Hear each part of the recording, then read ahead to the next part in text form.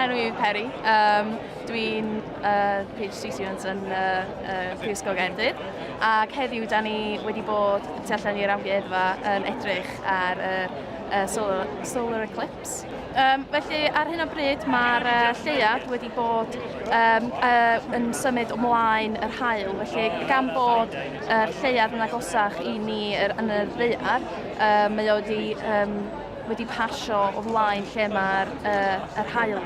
A mae'r haul yn bellach i ffwrdd wrthyn ni, so mae'n edrych fatha bod o'n mynd o flaen o'i gyd ac yn cuddiad yr haul. Ond diolch ond wedi bod yn cuddiad 80% o'n efo, felly dyna pam dydi o ddim yn Eclipse solar cyfan.